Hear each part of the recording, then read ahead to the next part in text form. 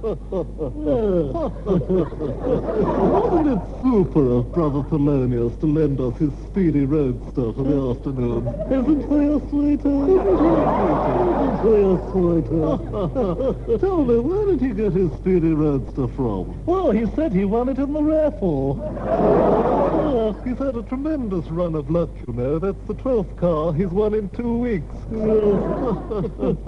Tell me, what were the police doing down with Brother Thelonious this morning? Well, I think he must invite them to breakfast most mornings. They're always there. He likes to be in with the law, doesn't he? Yes, well, he even goes on long holidays with them 6 months at a time. One thing I really admire about Brother Thelonious, you know how he hates food, can't abide it. The way he punishes himself every evening by having that huge banquet in his cell. Yes, well, as you know, he went through the fasting phase, but then he discovered he was getting rather too fond of fasting, so he thought he'd better eat masses of food as a penance instead. Absolutely admirable. Wholly admirable. Tell me, where does he get his lovely habits from? Carnaby Street. So very figure-hugging, aren't they? Oh, yes. Well, he's a very go-ahead person. Well, that's the thing about Thelonious, you know. He's really cool. Well, he's fab. Isn't that his melodious thunk coming from the chapel? Oh, yes, that's him swinging away in the belfry. Let's go, brother.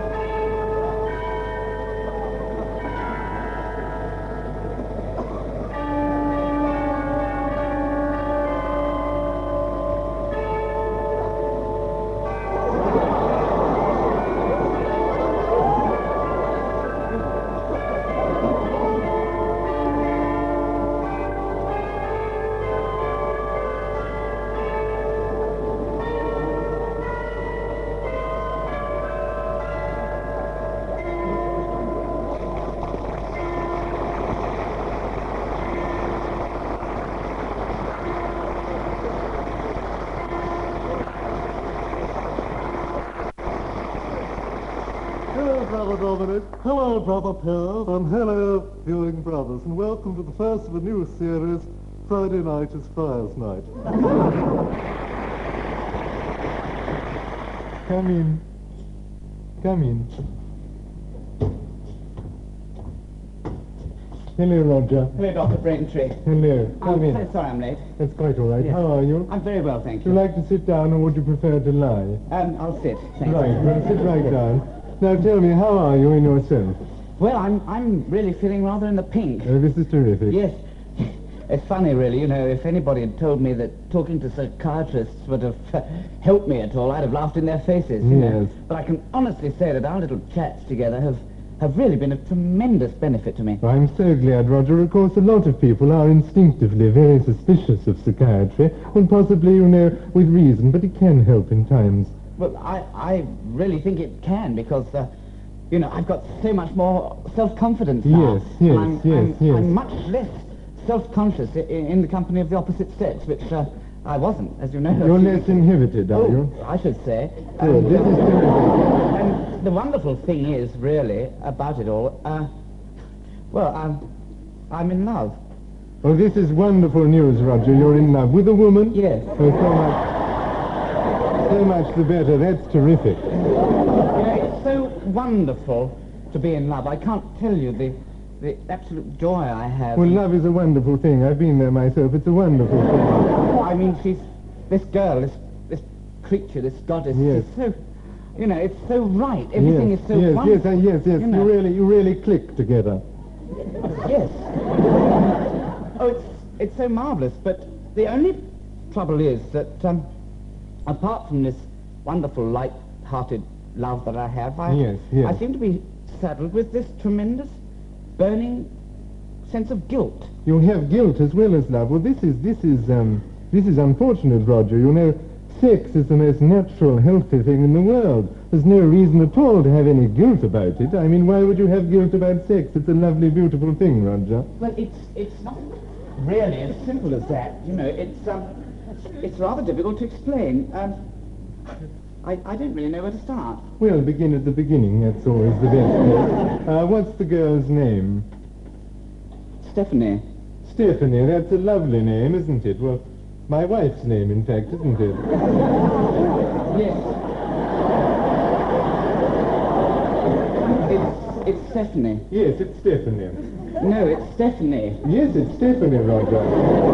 Yes, it's Stephanie. It's your wife. Oh, you're Stephanie. in love with my wife, Stephanie? Yes. Well, this is a perfectly understandable thing, Roger. She's a very attractive woman. I married her myself. I don't see why you should feel upset about that. But she's in love with me. Well, this again is perfectly understandable, Roger. I mean, you're a perfectly attractive human being, as I've told you over the last few weeks. There's nothing repulsive about you, is there? There's no reason why a highly sexed woman such as Stephanie shouldn't fall in love with you. And I must explain to you, Roger, that I'm a very busy man. I have many, many patients to see. I see rather less of my wife, perhaps, than I should. And I think it's very understandable that she should seek some sort of companionship outside the marriage. I don't think that's unreasonable But at all. she's not seeking anything outside marriage, Dr. Braintree, and nor am I. We want to get married. Well, this again, I think, is perfectly understandable. After all, you're two young people in love. You want to manifest your love feelings within the confines of a bourgeois society through marriage. I think this is very appropriate. The other thing is, you see, I should feel so grateful to you for what you've done for me, and all I can feel is this burning jealousy. I can't bear the thought of you touching her. Well, of course you can't. I can understand it. It's tremendously possessive about someone one loves. One is tremendously possessive. It would be unhealthy not to have this jealousy reaction, Roger. Don't you see, I hate you for it. Of course you hate me, for being so Roger. near her. Yes, of course you hate me, Roger. You love to hate the one who loves the one you hate to love to love. This is a very old rule, Roger. There's nothing to feel ashamed about. It's absolutely reasonable. Don't you understand? I want to kill you. Of course you want to kill me, because by killing me, Roger, you eradicate the one you hate. This is a perfectly natural reaction, Roger. You're so reasonable, aren't you? Yes, I am. You understand it all so much. You're so logical. Yes, I am. It's my I'm going to job, have Roger. to kill you now. Roger, this is a little inconvenient because I have another patient at 6:30, and then there's somebody else at 7 after that. I wonder if you could make it sometime next week. Could you make it early in the week, sir? When do you think? How are you fixed on Wednesday morning, say at 9:30? Would that be convenient? Yes, that's perfect. Right, well, if you could pop along at 9:30 and kill me then. Once again, Dr. Braintree, I'm amazed, really. I'm so grateful to you for, showing me the way. It's what I'm here for, Roger. Thank you so much. Thank you. And with a bit of luck, this should be the last time you need to visit me.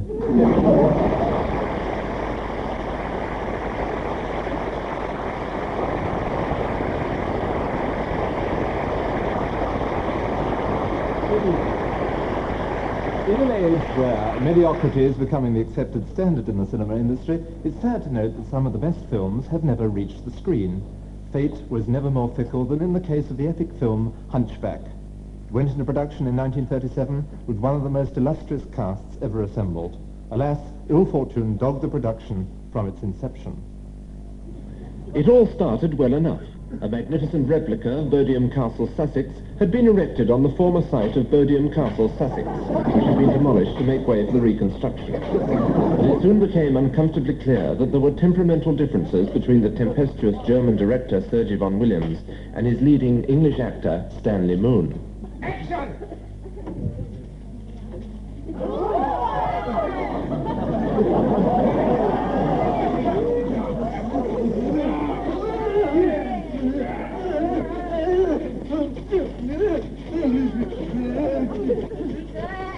I wish you wouldn't do that. What the devil is going on here? What on earth is the matter with you stupid hunchback! What are you doing that for? Speaking with the woman! Well, she started hitting me. Of course he started hitting you. That's the whole point of the scene. You come out of the car, you're an ugly little monster. Oh, so when he starts hitting you, that's the point of the scene. But she doesn't have to be as nasty as Of that. course you're as nasty as that. You're as nasty as that, aren't you? I've never seen anything nastier than you.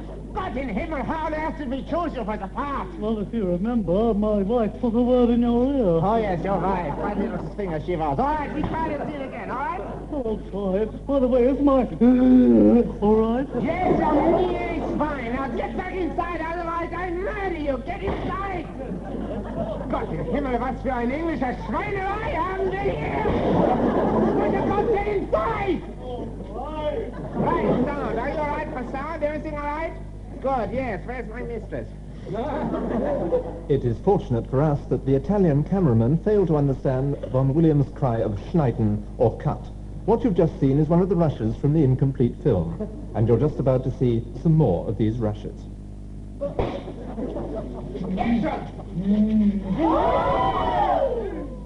I won't be sorry. I think my wig's coming a bit loose.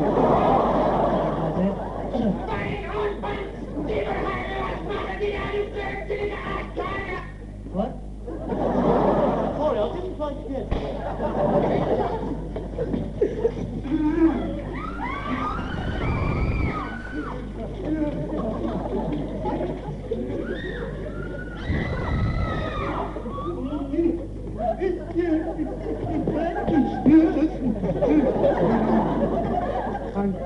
I'm terribly sorry, I've tried. I'm very sorry. I couldn't remember what came after... Well, what comes after me? Have you read the script? After me comes... Don't you read your script? How stupid of me. How very stupid of you. You know how C.P. Snow gets upset when you tamper with his grunt. Each grunt is written in the script is a work of art, although keep your fingers on the script. Well, the trouble is, I don't really feel myself in the part. I mean, who am I? What You're am a I? rotten, stupid little English actor, and you're playing a nasty, ugly little man. You should be able to do that, for goodness sake. Now get back and try again. Yes. Now, after... comes... Yes, it's perfect. Now, right, get back. Stanley Moon was obviously having difficulties getting to grips with his part, and it was apparent that the picture was not a happy one. Almost 30 years later, we talked to some of the people connected with the film. First, Titania Searle, who played Esmeralda, reminisces from her Hollywood home. People often wonder why Von Williams chose me for the part. Well, I don't know. I guess he must have just seen something in me which he found exciting. But anyway, it was, of course, very exciting for me to work with such wonderful people as Stanley Blaine Wynne Darby, George Prangley Stoop Grodley, Sonia Windring Strandcraft Rocketery, and other big names. And had not fate in the shape of a lawnmower mowed me down in the high street, I think we'd have had a really great motion picture. Timothy Pigworth was the designer of it. For him, too, the picture had bitter memories. Well, Punch could have been a lovely experience for all of us, but Sergey and I didn't really see eye to eye. Night before shooting, he asked for 150 courtesans in diaphanous nighties. I spent half the night improvising with bits of mosquito netting. Next morning, a bit of a hoo-ha, he throws them into the moat. Not a happy experience, Ducky. Williams himself, now in retirement in California, has had time to collect his thoughts and looks back on his experiences almost with nostalgia. Well, working on Hunchback was for me quite an interesting experience because I was liking working with so many wonderful, great British actors and actresses. Some of them were wonderful little swingers they were. I can never keep that thing in. However, the film for me was a trifle marred by the presence of one actor, and I am referring, of course, to Stanley Moon, who was ein idiotischer, junger, Dunkel, so wie das ich nie gesehen habe. However, that's all over now, and I'm a common man. I am out of the motion picture industry and into vivisection where I belong. But in spite of all the difficulties, Stanley Moon's undoubted genius began to show through, and in these next rushes we glimpsed the talent that led Kenneth Tynan to describe him as the next Sybil Thorndike. I like that. I got very good in that scene. Wonderful. Well, the one thing in its favour, you're backwards through the camera. Otherwise, it was stinking, abominable, awful, and anything so bad in my life. However, the light's going, so we settle for it. Now, the next scene is very important. It is with Esmeralda. Understand, the gypsy lady who is dancing around. You go up to her, you are jumping about her, trying to grab hold of her. A sentimental scene and gurgling and grumbling all the time, okay? And it's very important that in this scene you relax and enjoy yourself. Have fun with the words, enjoy yourself, and relax. When you're in a place with my give again, okay? I suppose, really, he's a sort of latter-day Anthony Asquith, isn't he? Of course, Arthur Askey. That was the key to the part.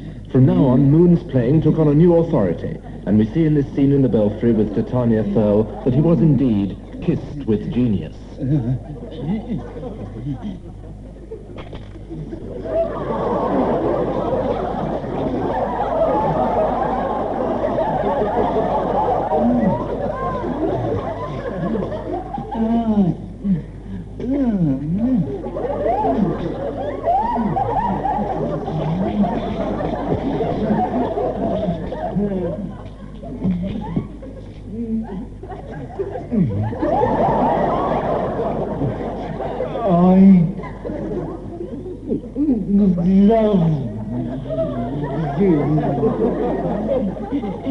I love you too, baby.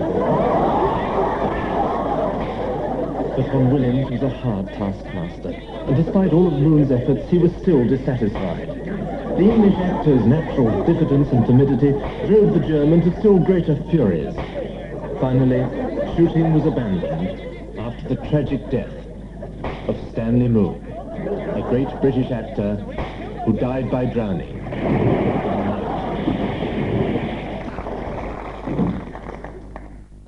Is that you, Brian? Yes, Father. What time of night do you call this thing? It's 4 o'clock in the morning, Father. 4:30 in the morning, you, my boy. I've been sitting here since 11:30, wondering what's happened to you. I've been sitting there eating my heart out. I had to get up in 2 hours' time. I know, Father. I had to get up at 6:30. Where have you been? Father, I'm 28 years old. Surely I'm old enough to go where I like, with whom I like, at what time I like. I was out with friends. Friends? Friends? I call them fiends. They're nothing but a pack of whores. The word is whore, Father. No. Yeah, you've become a regular little rolling stone ever since you opened that stupid little shop of yours. There's nothing stupid about the boutique, Father. It's to cater for modern trends which you may be a little out of touch with, that's all. Well, I thank the Lord I've lost contact with painted ties, kinky boots and PVC underwear. What sort of a bloody job is that then, eh? Wash my mouth out with soap and water. What I'd like to know is what's wrong with the drains then, eh? I've been down the drains all my life. My father before me's been down the drains and my grandfather before me's been down the drains. The whole family's been down the drains for centuries. Father. I suppose you're too big to go down the drains, aren't you? Father, the mere fact that our entire family tree grew in the drains is no reason why I should spend my life in a sewer. If your mother was alive today, she'd have something to say about it. Oh, Rosie, Rosie, why did you leave me, my darling, to cope with such an ungrateful son? Don't drag Mother into it, please. I can scarcely drag your poor mother into it when she's 5 foot underground, can I? How did we spawn this fop? You're la-di-da, aren't you? You're too clever for your old father now, aren't you? Yes. Yes, of course you're too good for the drains, I forgot. You're a bloody marquis, aren't you? Oh, wash my mouth out with soap. Look here, my boy, I'll tell you, the drains are too good for you. That's what it is. I've seen better things than you floating down the drains. I don't know why you go on about the drains. You know perfectly well you retired at 31 and you haven't been down there since. Oh, well, I haven't been down there since you, my boy. Don't tap me with paper, Father. Now then, Rosie, my darling, do you see what a popping jay we have for a son? What a strutting peacock? Did I fight in the war to hear you abuse me in such a way? Eh? Did I? I've no idea, Father, if indeed you did fight in the war. If indeed I did fight? Oh, if indeed I did fight you, my boy. What's this then, eh? Tell me what this is. Tell me what that is then, go on. That's your navel, Father. Really? That's funny. I thought I contracted that on Dunkirk on the beach, crawling on my hands and knees to preserve you, eh? Father, if that's a war wound, I think you'll find I've got a similar one under my... I don't want to see under your shirt. I don't want to see under your shirt. You disgust me. You disgust me. I've been thorough at St. Thomas's Becontree for 45 years, and I've never seen you in that place. I've never seen you within 2 yards of its portal. Father, I can't help being an agnostic. I wish I had faith like you. Well, I wish I had faith like you, my boy. Now then. You come in here all hours of the morning, smelling of honey and flowers and reading your Poncy magazines and mixing your Bloody Marys, all soap and water. I've got a good mind to give you a good hiding. I've got a good mind to take my belt off to you. I wouldn't do that, Father. Your trousers will fall down. Very funny, very amusing, very witty. Oh, yes. Wouldn't have had that sort of treat from you when you were a little boy. You're such a lovely little boy. My golden-haired beauty you were. Your mother and I, we used to go along the cliffs at West Cliff, and she used to be on one side and I used to be on the other, holding your little warm, wet hands. And you used to see a ship on the horizon. You used to say, Daddy, what's that? I used to say, it's a ship. You never ask me that anymore, do you? You don't have to ask me anything, do you, eh? Fancy pants. All you need to do is go strutting down the King's Road every Saturday afternoon, showing off to your fiends. Every word you say is a stab in the back. Every gesture, every look you make is a thorn in my side. Father, there's no need for you to come down the King's Road, too. I could do perfectly well without you. Oh, perfectly well without you, my boy. Rosie, did we in our moment of joy spawn this werewolf, this Beelzebub? I don't know why you keep looking upwards when you mention Mother. You know perfectly well she's living in Frinton with a sailor.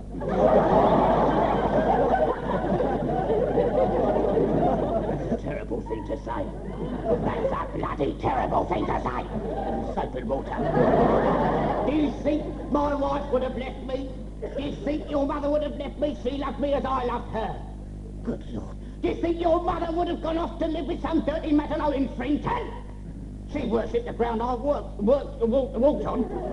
She liked the ground, but she didn't care for you, Father. Oh, she didn't care for you, my boy. Now then, she's got up there to the great Sur in the sky, the biggest drain of them all. All you can do is make this place into a sin cellar. Yeah, you're nothing but a whore. You're a whore! Get out of my house. Get out of my house. Father, it's not your house, it's my house. Oh, pardon me for living. Pardon me for having two strong, sturdy legs to stand on. Well, get out of your house then. Never darken your doorstep again. Well, get out. I'm going to bed, Father. Why don't you have a Sidrax? Oh, Rosie, my darling, my doll, my sweetheart. Where did we go wrong? Where did we go wrong?